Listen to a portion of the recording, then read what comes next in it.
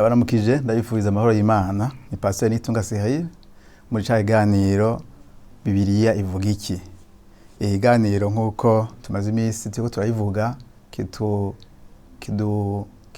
cugura amaso yacu kikatwereka ubutunzi buri muri Bibiliya, kikatwereka ngene hariho ibintu Imana yatanze vy'urufatiro ngenderwako biduhishurira Imana, biduhishurira ngene dukwiye kuyubaha n'ingene dukwiye kugendera mu mabwirizwa yayo.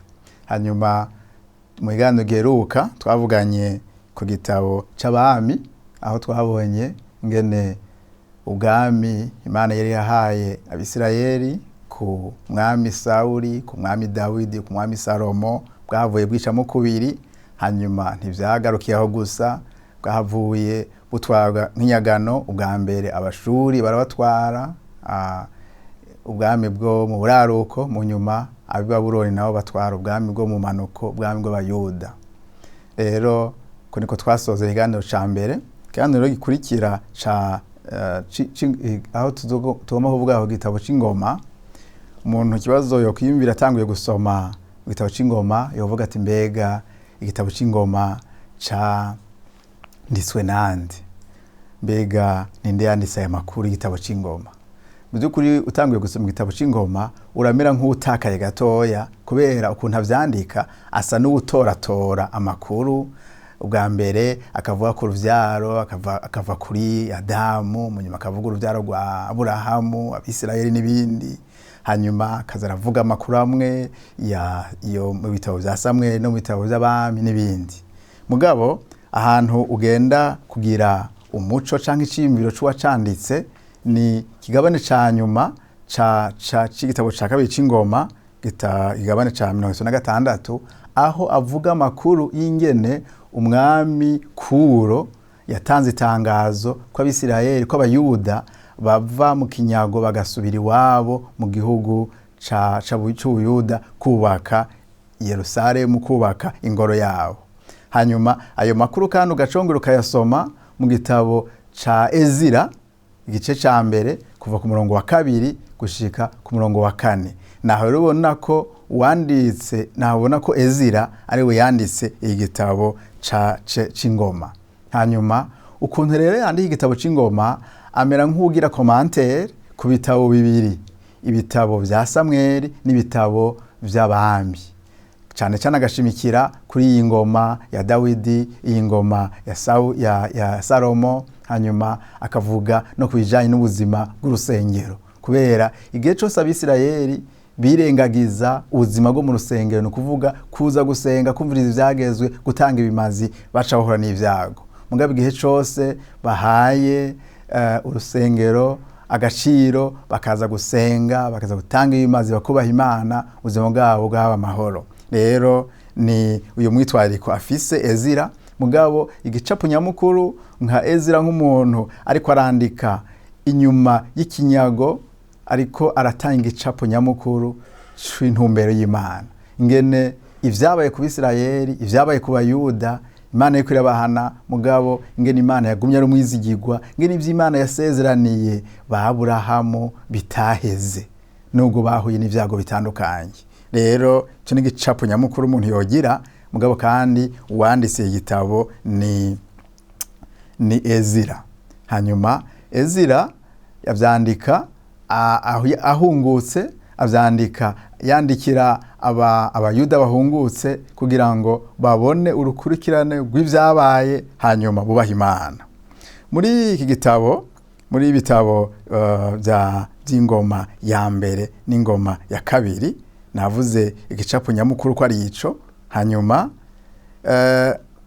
ikindi gikomeye avuga asubiramwo nibijanye n'urusengero, ngene rwubakwa mu buryo budasanzwe, ngene Salomo yagubatse neza, hanyuma bagashikanira Imana, Imana igahimbagwa. Mugabo kandi arongera akadondagura ingene rwasambutse, akerekana ngene bagiye nk'inyagano. Nkuko nababwiye, uyu Ezira ariko arandika igitabo c'Ingoma ca mbere n'ica kabiri asa n'ubusubiramwo vya bindi twabona mu gitabo ca Samweli, n'engwe twabona mu gitabo c'Abami.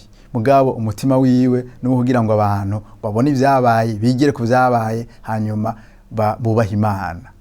Kenshi hari aho abantu birengagiza kahise, bakabona umenga kahise ntaco ko bigisha. Mugabo ni nkenerwa, ni ngombwa cyane ko abantu biyibutsa ibyabaye kahise kugira ngo bashobore kubandanya no kugira ubuzima buri ku murongo. Ikindi ngomba kuvuga ni mu gitabo ca kabiri c'ingoma, ego mu gihe ca 36 uhereye kuri 19 gushika 21, n'amajambo asa n'ayari muri Yeremiya 25 kuva ku murongo w'9 gushika murongo wa 12, aho Ezira agaruka adondora ingene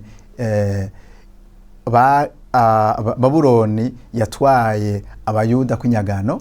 Mugabo agaca avuga ati bategereza kumarayo imyaka 70, kuko niko Yeremiya yari yavugishijwe. Hanyuma ngo iyo myaka 70 yari amasabato 70 Imana y'imyaka 70 Imana yihaye, kubera hari haheze hafi imyaka 490 Abisirayeli badahimbaza, badasenga neza nkuko Imana igomba. Rero ni nka Imana yari yirishe amasabato yayo. Hanyuma mugabo muri ibi bitabo inkuru idasanzwe, inkuru ikomeye tubonamwo ahanini kiguhe gicapo kinini cyane ca kamere y'Imana, ni iri tangazo umwami Kuro atanga, ni dekre umwami Kuro atanga. Umwami Kuro ni nde mbega? Umwami Kuro igihe Abisirayeli iki gihe isi kuntu yatwagwa, igihugu gisumbya ingumva ikindi nico catwara isi yose. Rero hari abanje haratwara Egiputa, mu nyuma iravamwo haratwara Abashuri, mu nyuma baravamwo haratwara Babuloni. Hanyuma rero iki gihe Babuloni yaza yaneshejwe, hatwara Ubuperesi. Rero umwami w'Ubuperesi aje ku ngoma, haheze nk'umwaka umwe yaciye atanga itangazo mu mwaka wa 539. Reka iyo tangazo ndari basomere, kubera ni tangazo yerekana ingene Imana ikoresha bigomba mu gihe igomba, kandi ingene ari yicungireye urukurikirane rw'ibihe. Reka nsome ingene rivuga. Hanyuma ni nkuko nabivuze biri mu gitabo ca kabiri c'ingoma 36 umurongo wa 19 gushika 21, mugabo kandi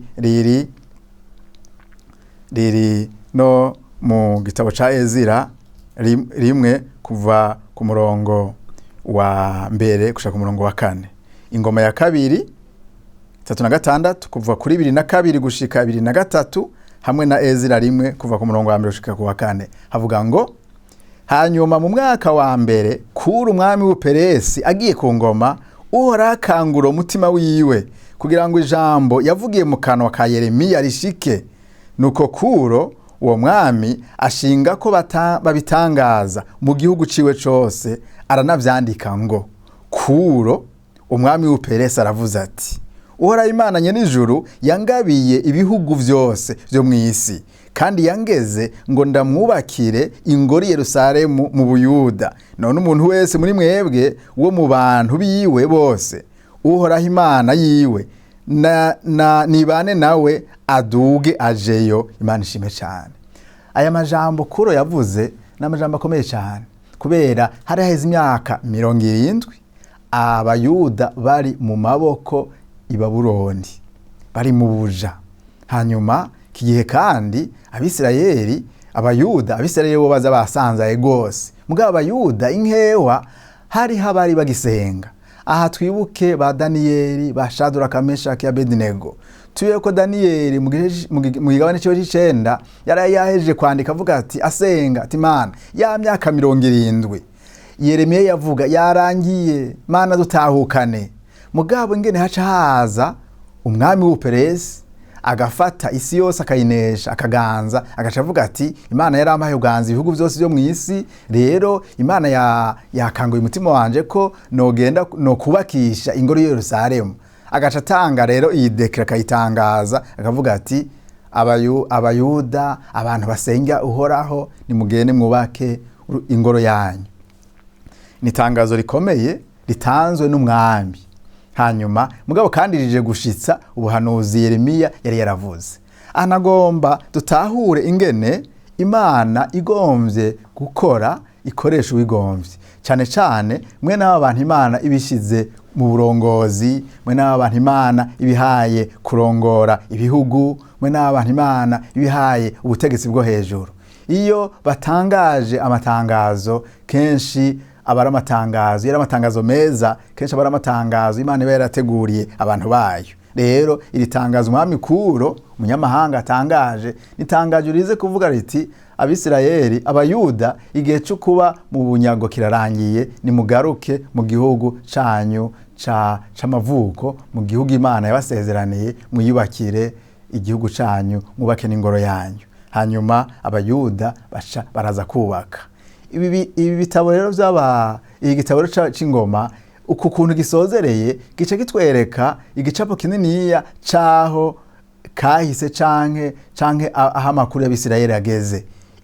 Igihano c'imyaka 70 kirarangiye, Abisirayeli baragarutse mu gihugu cabo, ni mu mwaka wa 539. Hanyuma mu nyuma bazokubaka rwa rusengero bigoranye, mugabo mwaka wa 516 bazoruheza bagubake, hanyuma bashima Imana.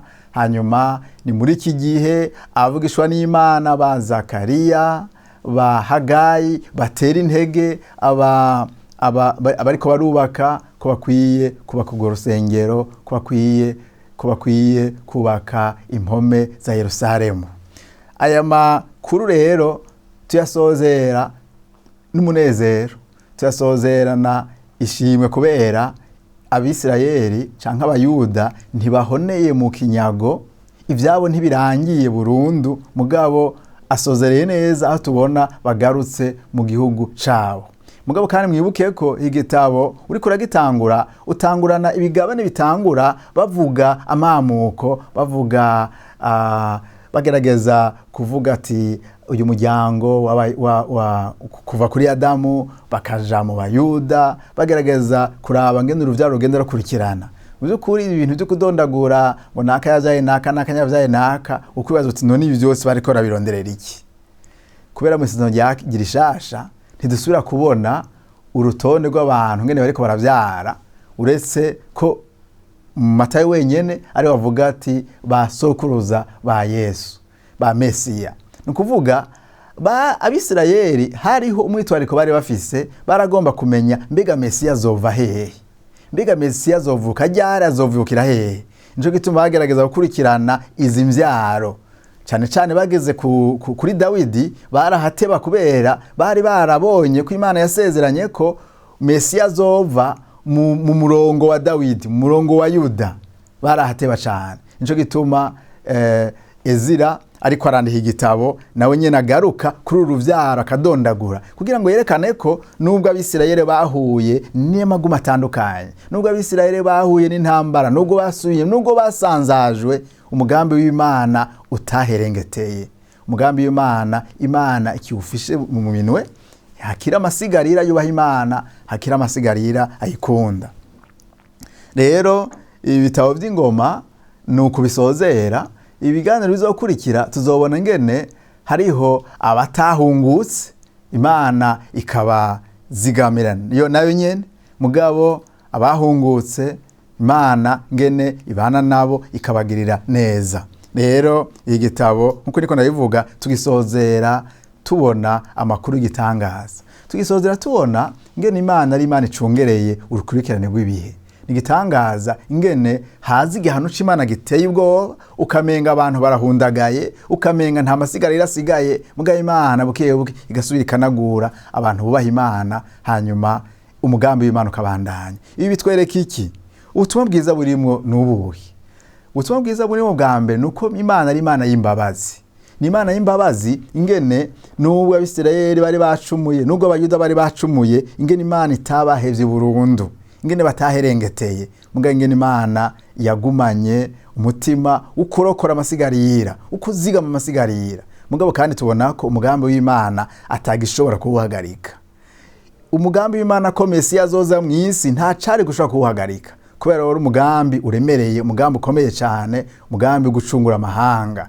Cyo gituma nubwo Abisirayeli bari mu miryango 12, 10 igasanzara igatakara, ibiri yagumyeho, hanyuma Imana irayizigama kugira ngo muri iyi ibiri hazovemwo Mesiya, kubera hariho ubuhanuzi buvuga ko Mesiya azova muri Yuda, mu gishitsi ca Yuda, kandi turazi ko Yuda ari sekuruza wa Dawidi, kandi Dawidi ko yari yasezeraniwe ko ari we azoba muri we, ko hariho hazova ubwami butazoshira. Rero ico ni ikintu gikomeye cyane dukwiye gutoramwo tuko turasoma aya makuru, ingene Imana icungereye ukurikirane rw'ibihe, ingene Imana ariha ubutegetsi abantu, ingene umunyabyaha, ingene umwami iyo yigize agakomeye akareka kubaha Imana, ingene Imana ihagurutse uwundi amusumvye inguvu akamunesha. Aha twarabonye muba muri ibitabo vy'ingoma agerageza gusubiramo yerekana ingene abami b'Abashuri, abami b'i Babuloni, ingene banesheje Abisirayeli, banesheje Abayuda kubera batubasha Imana. Mugabo inkuru nziza nuko Abisirayeli, Abayuda badaherengeteye, Imana iranaguye, Imana irabandanije umugambi wayo. Hanyuma turiko turasoma aya majambo, iyindi nkuru umuntu ashobora gukuramwo umuntu wa kino gihe yovuga ati mbega none ibi vyose urukurikirane rugamije iki? Urukurikirane rw'ingene Imana izigama Abayuda, ingene mu nyuma Yesu ateba akavuka, ibi vyose urukurikirane rugamije iki? Ubundi yo kwibaza ati mbega none ni kubera iki umuntu agerageza gukurikirana amakuru y'igihugu atari n'iciwe yiwe? Mu by'ukuri inyishu yiyoroheje nuko Abisirayeli, mu Bisirayeli ariho agakiza gakomoka, mu Bayuda niho agakiza gakomoka. Mesiya yavukiye canke ava mu Buyuda. Igihe kimwe Yesu ariko araganira n'umunyasamariya kazi, aramubwira ati rega agakiza kava mu Bayuda. Hanyuma Umusamariya mugabo mu nyuma, kubera nawe nyene yarazi amakuru y'Ubuyuda, aravuga ati yego ndazi ko muvuga ngo dusengere Yerusalemu gusa. Hanyuma nawe agashamubwira ati oya gihe kirashitse aho mutazosengera Yerusalemu gusa, mugabo ko umuntu wese yizera Imana ari hose azoshobora gusenga Imana mu mpwemu no mukuri. Rero cyo ngomba kuvuga niki, nimba Abayuda bataherengeteye, Imana ikaguma ikurikirana umugambi wayo gushika Mesiya avuke, niko n'amakuru yuko Mesiya Kristo azogaruka agaca urubanza rwa nyuma, niko n'ivyo igihe kwiye kigeze bizobaho. Imana yacu ni Imana icungereye ugukurikirane rw'ibihe, iri souverain, niko bivuga mu Gifaransa, aho abami bagende barakuranwa kahise canke bigende birabisi bindi, mugabo ubona hariho urukurikirane biriko birakurikira. Uyu munsi Yesu yaraje, nitiko turayivuga nka kahise. Yesu yaraje, hanyuma aratangaza ati nzogaruka nzanye ubwami butazoshira. Niyo mutima rero abantu ba kino gihe bakwiye kwitegana Imana, bakwiye kubaha Imana, bakayitinya ko ari yicungereye ukurikirane rw'ibihe, kandi ko ari Imana ikimanza, kandi ko abayigorokeye, abayizeye nta kabuza bazozigamwa, bazobana nayo ibi bidashira. Rero naya majambo nagomba gusozera ko mvuga nti iyi gitabo kitwereka umutima w'Imana, ko Imana idasinziriye, ko Imana bitayicanze. Hari aho haza ibyago bitandukanye, hari aho haza ikibi, ukabona umunyakibaraganje, ukabona umuntu arakoze ikibara cigambye, ukibaza ngo ivyo bintu birijanye uko nyene. Oyaye, nimba harageze igihe Babuloni kigamba kuba kubisirayeli kubayuda kwibasinze, nimba harageze igihe Abisirayeli n'Abayuda bagasubira inyuma bakibaza ngo birijanye, oya ntivyijanye, harageze igihe Imana irabahana. Mugabo tubona ngene Imana umugambi wayo itabureka, iguma ikurikirana ko uruvyaro ruzovamwo Mesiya ruzigamwa. Rero igitabo tugisozeye tuvuga tuti Imana iracungereye ibihe. Ibihe umuntu yoba ariko aracamwo bibabaje bigoye, ntiyo kwihebura, mugabo yohanga amaso Imana, yoyo mucamanza, yoyo igaba ibihe, kavuga ati Mana ugaba ibihe, Mana ushobora gukoresha ugomvye kugira ngo ugarukane urokora abantu bawe, nanje undokore. Nagomba nsozere bino bitabo nsengera umuntu kumbure ariko araca mu bihe bigoye kubera iri tangazo umwami kuro yatangaje ku Bisirayeli, ku Bayuda baciye bumva bavuga bati ashi, kubera ryavuye mu masengesho, ryavuye mu masengesho ya ba Daniyeli, ryavuye mu masengesho y'amasigarira, bavuga bati Mana mbega uzotabara ryari, ko tubona ivyo wavugije Yeremiya, ko tubona ko hagezeho rutahuka. Bari bararushe mugabo tubona iri tangazo rije kubaruhura. Rero senga Imana kugira ngo abantu mungere kwizigira Imana, mungere kuyubaha. Data turaguhaye icubahiro, tugushimiye cyane kuri Imana yo kwizigirwa. Amajambo dusomye, amajambo duciye ku masonga y'igitabo c'ingoma atweretse kuri Imana icungere ukurikirane rw'ibihe. Uri Imana ihana mugabo kandi uri Imana y'imbabazi. Niwe wahanye Abisirayeli, niwe wahanye Abayuda, mugabo hagera igihe Mana urabagirira imbabazi. Inyuma y'imyaka 70 barava mu kinyago c'i Babuloni barashika Mana mu gihugu cabo. Ibi bitwereka kuri Imana idatangirwa n'ibihe, kuri Imana iri hejuru ya byose. Ndasengeye umuntu yariko arakurikirana kino kiganiro ariko araca mu bihe bigoye kugira ngo umutabare nk'uko watabaye Abisirayeli. Kandi wowe utabura kubigenza, ukoresha abashizwe hejuru, ndasenga kugira ngo uyerekane mu guhagarika ibihe bibi no kuzana ibihe vyiza ku bantu bawe. Urakoze, ndasengera abantu bagira ngo wewe kubaha no kumvira kuko uri Imana ucungereye ibihe, kandi abantu baye kwitega ukuza kwawe, kuko nako kuzoba ari ugaragaza ko ibihe ukifashe mu minwe, ikibi kitazokwama higanje. Urakoze, tuguhaye icubahiro, turakubashe, ngene uri Imana iganje mu ijuru no mw'isi, mu izina rya Yesu Kristo Munyanazareti. Amen.